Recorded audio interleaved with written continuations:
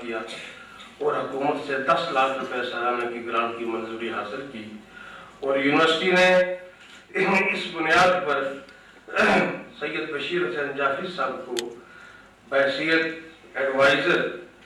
4 ستمبر 2007 کو تقرری کی۔ معزز صدر گرامی، یہ بات آپ کے لیے اور ریاست آزاد جموں و کشمیر کے ہر فرد کے لیے انتہائی خوشی اور اطمینان کا باعث ہوگی کہ ہم نے مختصر عرصے میں یہاں سیمینار کا آغاز بھی کیا اور کشمیر اسٹڈیز کی ڈگری کو MSc کا اسٹیٹس دلاتے ہوئے کلاسز کا اجرا بھی کر دیا ہے۔ ان کے لیے ہم کن مراحل سے گزرے ان کا تذکرہ کس موقع پر ضروری نہیں، سب پتھر تھے انہیں پانی کیا ہے، یہ مت سمجھو بآسانی کیا ہے، اگرچہ بے سر و سامان تھے ہم مگر کارے جہاں بانی کیا ہے۔ مہمان جی وقار پروفیسر ڈاکٹر حبیب الرحمان صاحب اور پروفیسر ڈاکٹر سید نثار حسین ہمدانی صاحب ڈین فیکلٹی آف آرٹس کی ذاتی توجہ، دلچسپی اور حوصلہ افزائی نہ ہوتی تو یہ خواب کبھی شرمندہ تعبیر نہیں ہو سکتا تھا۔ پروفیسر ڈاکٹر حبیب الرحمان صاحب نے جہاں ایک استاد کی حیثیت سے اپنی محنت کے بل بوتے پر اور اپنی تحقیقی کاوشوں کی بنیاد پر اپنے شعبے اور سبجیکٹ میں قومی اور بین الاقوامی سطح پر ایک ممتاز مقام حاصل کیا، وہاں بحیثیت کنٹرولر امتحانات، رجسٹرار، ڈین کوالٹی ایشورنس اور پھر بحیثیت وائس چانسلر بھی اپنی صلاحیتوں کا لوہا منواتے ہوئے بے شمار کارہائے نمایاں کیے۔ اساتذہ کی عزت نفس کو بحال کرتے ہوئے ایڈمنسٹریٹر سٹاف کی بھی تمام محرومیوں کا ازالہ کیا اور درس و تدریس اور تحقیق کے لیے ایک مثالی ماحول فراہم کیا۔ ان کے سب لازوال کارنامے ایک طرف، لیکن ادارہ مطالعہ کشمیر کی ریوائول کے لیے ان کا کردار ہمیشہ ناقابل فراموش رہے گا اور آنے والی نسلیں اسے ہمیشہ سنہری حروف سے لکھتی اور یاد کرتی رہیں گی۔ چلتا رہے جو آگلا پائی کے باوجود، منزل کا مستحق وہی صحرا نورد ہے۔ اور ہوا ہے وہ تم تو تیز لیکن چراغ اپنا جلا رہا ہے، یہ مرد درویش جس کو حق نے دیے ہیں انداز خسروان۔ میں یہ بات بھی دعوے سے کہہ سکتا ہوں کہ اگر حکومت وقت، ایوان صدر، ایوان وزیر اعظم کی دلچسپی اور توجہ رہی اور ہمیں ہائر اتھارٹیز کے اعتماد یوں ہی حاصل رہا تو اس ادارے کو وجہ کمال تک پہنچانے کے لیے ہماری کمٹمنٹ اور ڈیووشن میں کبھی کوئی کمی نہیں آئے گی۔ اس ادارے کو ہم انشاءاللہ سینٹر آف ایکسیلنس بنائیں گے۔ میرے اور میرے رفقائے کار محترم پروفیسر عبدالحمید کریمی صاحب، مجید پانڈے صاحب، محترمہ امبرین خواجہ،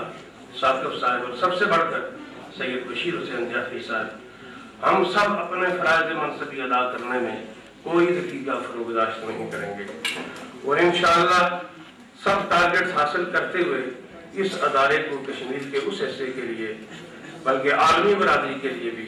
باعث کشش اور مثالی بنانے کی کوشش کرتے رہیں گے۔ معزز مہمان خصوصی، صدر گرامی، آپ کو یاد ہوگا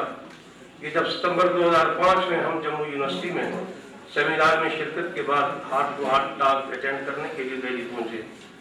یہاں آپ اور مجاہد جبل بھی تشریف لائے ہوئے تھے۔ اگرچہ ہم نے وہاں آپ کی رفاقت اور محبت کو بھی بہت انجوائے کیا، مگر ایک بات ہم سب کو اکثر پریشان کر دیتی تھی، جب جموں اور کشمیر یونیورسٹی کے اسکالر اور مقبوضہ کشمیر کے دوسرے زعماء ہم سے پوچھتے تھے، بلکہ ڈاکٹر کرن سنگھ صاحب نے بھی استفسار کیا تھا کہ جموں یونیورسٹی اور کشمیر یونیورسٹی میں شعبہ کشمیر اسٹڈیز تو ہے اور لاہور میں پنجاب یونیورسٹی میں کشمیر اسٹڈیز کا شعبہ قائم ہے، مگر آزاد جموں و کشمیر یونیورسٹی میں یہ شعبہ کیوں نہیں ہے؟ اور پھر ہمارے خیر خواہ نے یہ بات بھی وہاں ہمیں شدت سے محسوس کرائی تھی کہ بھارت صرف علمی بنیادوں پر ہی سفارتی محاذ پر عالمی برادری کی آنکھوں میں دھول جھونکتے ہوئے اپنے جھوٹ کو سچ ثابت کر رہا ہے، اور اسی علمی محاذ پر ہم صرف اپنی کمزوری کی وجہ سے اپنے سچ کو آج تک سچ نہیں ثابت کر سکے اور اپنے حق میں عالمی رائے نامہ ہموار نہیں کر سکے، اس لیے اس ادارے کا احیاء کرتے ہوئے آج ہم بہت حد تک سرخرو ہو چکے ہیں۔ آنے والے دنوں میں انشاءاللہ ہمارے پروگراموں میں ایک وفد کی تشکیل دے کر مقبوضہ کشمیر کا وزٹ کرنا بھی شامل ہے، جس کے لیے جموں اور سری نگر یونیورسٹی کے وائس چانسلر کی میزبانی کی آفر ابھی تک موجود ہے۔ مارچ 2010 میں ایک بین الاقوامی کانفرنس کا انعقاد بھی ہمارے آئندہ کے پروگراموں میں شامل ہے، جس میں باہر سے اور خصوصاً اس پار سے بھی سکالرز کی شرکت متوقع ہوگی۔ اس کے لیے جناب والا اور دیگر سیاسی اور علمی طور پر نمایاں شخصیات کے پینل انٹرویوز کا بھی پروگرام ہے جو ہم اپنے ادارے میں کریں گے اور ان کی باقاعدہ اشاعت بھی ہوگی۔ آج بھی بشیر حسین جعفری صاحب کی شخصیت اور فن کا مختصر وقت یا مختصر نشست میں کبھی بھی احاطہ نہیں کیا جا سکتا۔ ہم وقفے سے مختلف موقعوں پر اپنا یہ فرض ادا کرنے کی کوشش کرتے رہیں گے۔ یہ بات آزاد جموں کشمیر یونیورسٹی اور ہم سب کے لیے بہت بڑا اعزاز ہے اور اس ادارے کے لیے باعث فخر بھی کہ سید بشیر حسین جعفری صاحب جیسی عظیم اور ہمہ شخصیت اس ادارے سے منسلک ہے اور ان کا مکمل تعاون ہمیں حاصل ہے۔ ہم کسی بھی طور ان کے شایان شان نہ تو خدمت کر سکے ہیں، نہ کوئی معاوضہ ادا کر سکے ہیں اور نہ حق ادا کر سکے ہیں، مگر یہ ان کی عظمت ہے کہ یہ اپنی اعلیٰ ظرفی کے باعث اس ادارے سے وابستہ ہیں اور ہم ان کی صلاحیتوں سے استفادہ کر رہے ہیں۔ یہ ماضی کے ایک درخشندہ نشان بھی ہیں، صاحب امروز بھی اور مستقبل کے لیے ان کی روشنی کا ایک مینارہ بھی۔ وہی ہے صاحب امروز جس نے اپنی ہمت سے زمانے کے سمندر سے نکالا گوہر فردا۔ سید بشیر حسین جعفری صاحب جو ایڈوائزر چودھری غلام عباس چیئر ادارہ مطالعہ کشمیر میں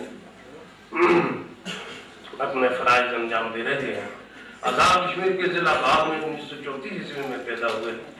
1950 گورنمنٹ ہائی اسکول راولاکوٹ سے بیٹر کیا، اسلامیہ کالج لاہور سے بی اے اور 1958 میں اورینٹل کالج لاہور پنجاب سے ایم اے کرنے کے بعد اسی سال صوبہ پنجاب سے سول سروس کا امتحان پاس کر کے راولپنڈی میں کالونی آفس تعینات ہوئے۔ آپ کا تبادلہ فیصل آباد ہوا تو صوبہ پنجاب کی سروس سے ڈیپوٹیشن پر زرعی یونیورسٹی کے شعبہ تصنیف و تالیف سے منسلک ہوئے۔ وہاں انہیں سائنسی موضوعات پر لکھنے اور پڑھنے کا وسیع موقع ملا۔ اس کے بعد 1975 میں آپ کی خدمات وزارت سائنس و ٹیکنالوجی حکومت پاکستان اسلام آباد نے حاصل کی۔ پاکستان سائنس فاؤنڈیشن اسلام آباد کے شعبہ فروغ و سائنس کے سربراہ بھی رہے، یہاں بھی سائنسی تحقیقات سے وابستگی رہی۔ سید بشیر حسین جعفری صاحب نے 1965 سے مسئلہ کشمیر اور جنگ آزادی کشمیر پر اردو اور انگریزی دونوں زبانوں میں لکھا اور مسئلہ کشمیر کو زندہ رکھنے اور پیش کرنے میں بڑا حصہ لیا۔ آپ کا دوسرا میدان سائنس کو عام زبان میں پیش کرنے کا رہا۔ آرٹس کا طالب علم ہوتے ہوئے بھی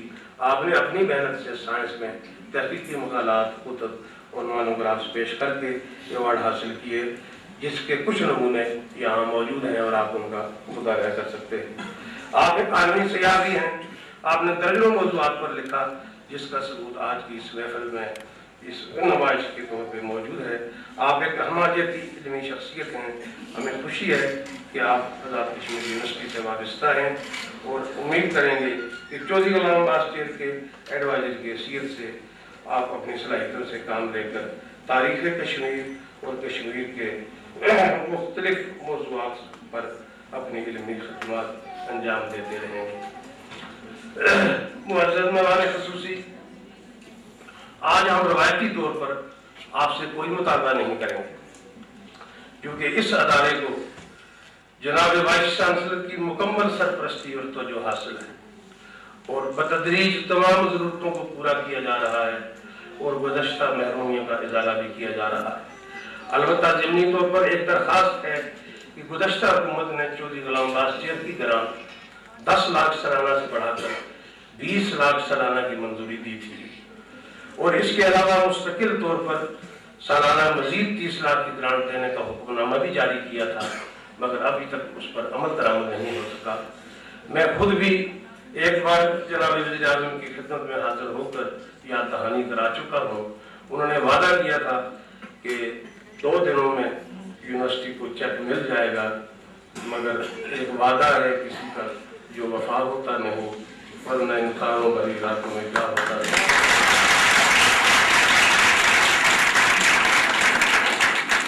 قرآن کرم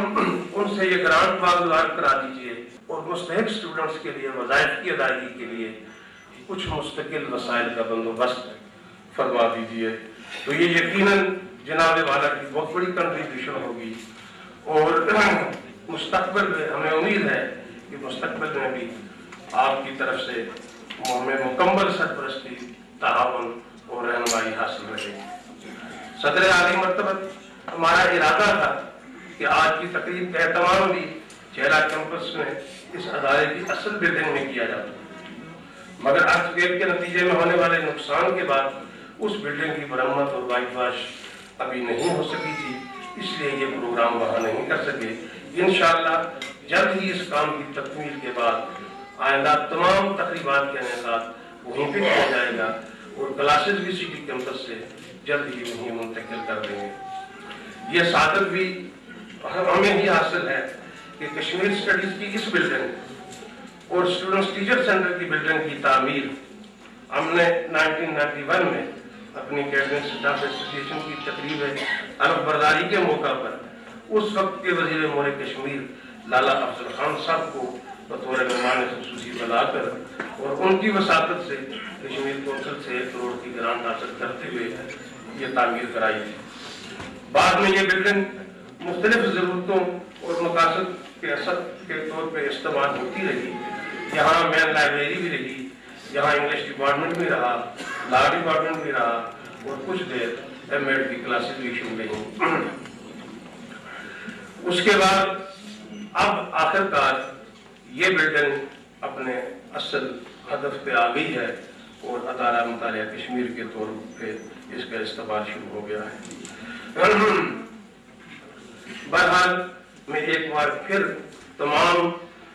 مہمانان گرامی اور بالخصوص صدر گرامی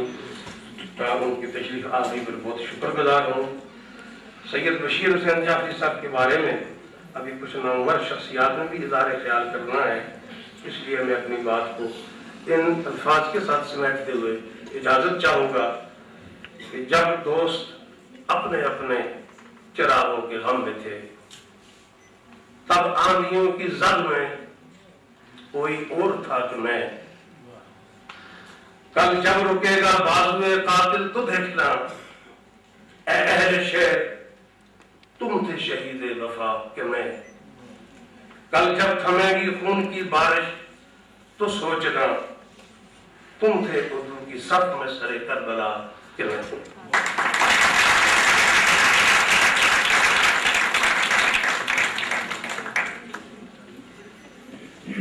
ابھی اپنا فصیح و بلید خطبہ استقبالیہ نبوات ادھر رکھی ہوئی ہیں، ان کی طرف تھوڑی سی توجہ دلانی ہے کہ سوانح نگاری کے سلسلے میں انہوں نے کلمات جلیلہ 1998 میں یہ شائع ہو چکی ہے کتاب، پھر زندہ باد ان کی خود نویس سوانح حیات ہے جو 2002 میں مکمل ہوئی ہے اور چھپ چکی ہے، پائندہ باد خود نویس سوانح حیات یہ بھی 2005 میں شائع ہوئی ہے۔ ممالک اسلامیہ کے سلسلے میں انہوں نے 1966-67 میں سیارہ ڈائجسٹ لاہور کے ذریعے سے اپنی نگارش پیش کی ہے۔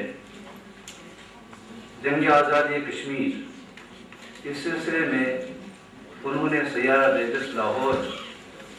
ہی کے ذریعے سے 1966-65 میں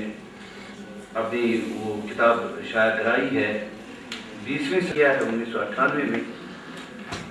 اور سدھن قبیلے کی تاریخ